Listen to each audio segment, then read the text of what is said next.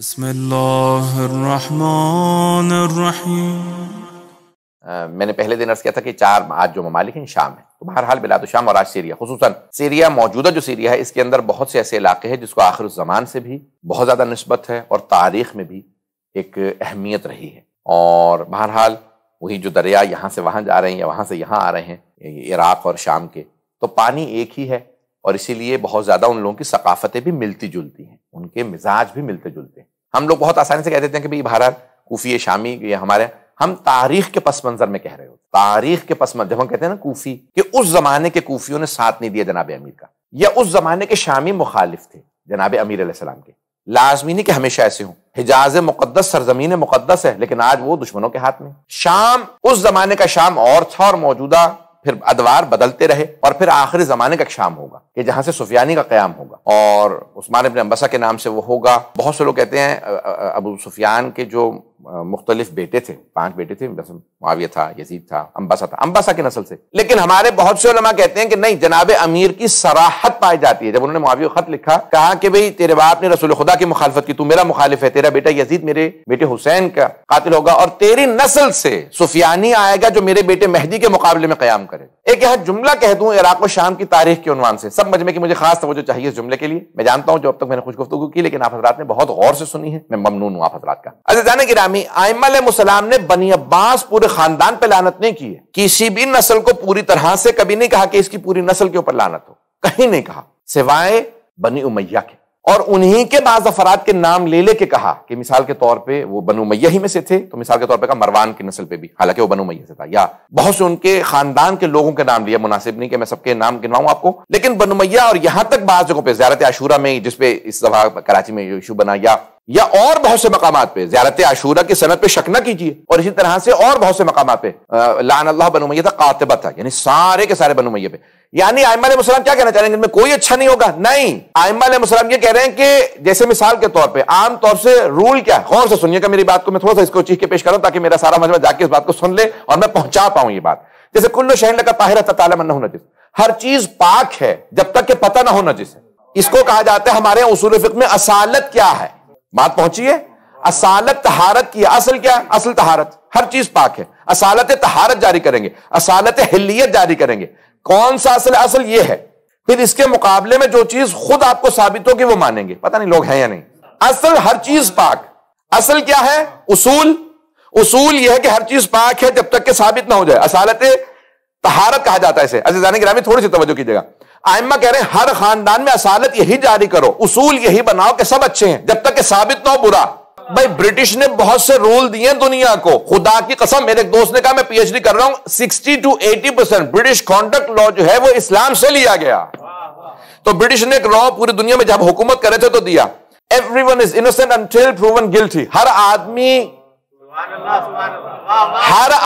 innocent ہے، ہر آدمی بے گناہ ہے جب تک کہ جرم ثابت نہ ہو جائے۔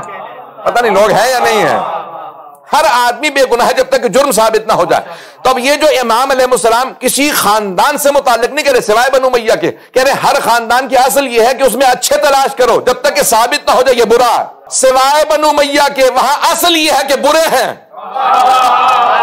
اب بات پہنچ گئی ہے، اب بات پہنچ گئی بھئی عزیزان گرامی، یعنی اصل یہ ہے کہ بنو امیہ میں سبھی برے ہیں سوائے یہ کہ کوئی ثابت کر دے میں اچھا ہوں۔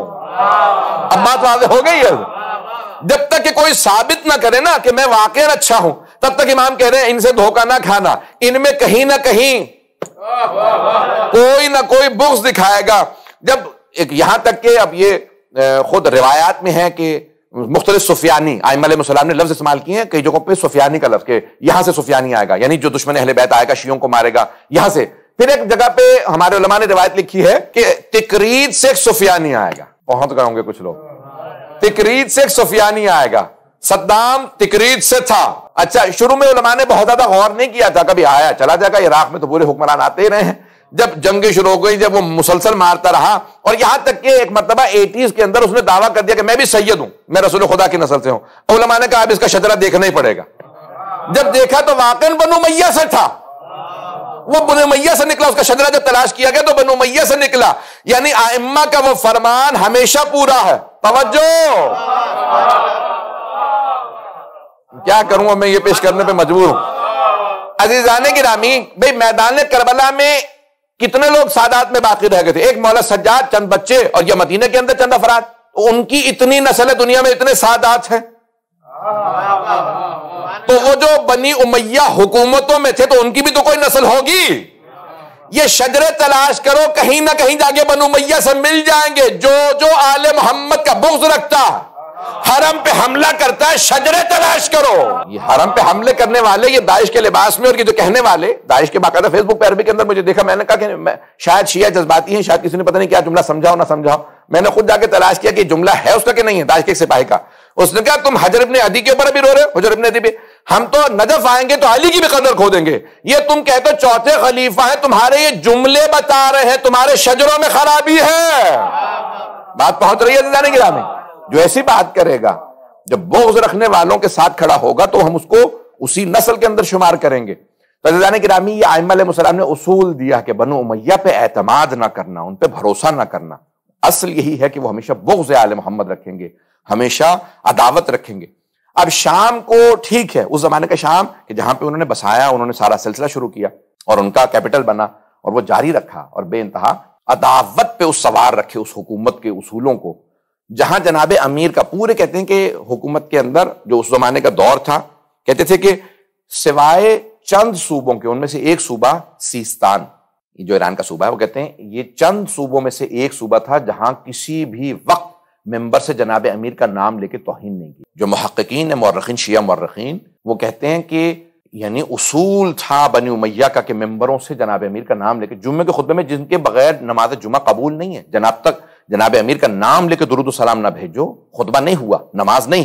اس امیر کا نام لے کے ان لوگوں نے شروع کیا سلسلہ کہ جناب امیر کا نام لے کے توہین کی جاتی. آپ سوچ سکتے ہیں. اور یہ شام کے اندر سے سلسلہ شروع ہوا اور میں پیش کرنے لگا ہوں. بہرحال مجھے کئی وارننگز آ چکی اور میں خود بھی احتیاط کر رہا ہوں.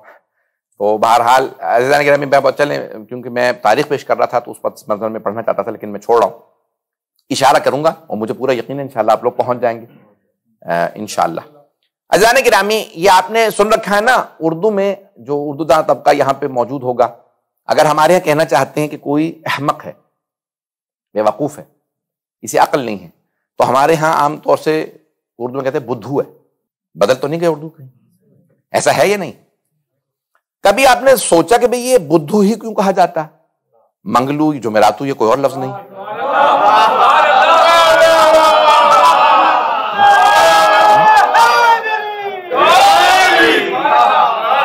اب بات پہنچ گئی ہے.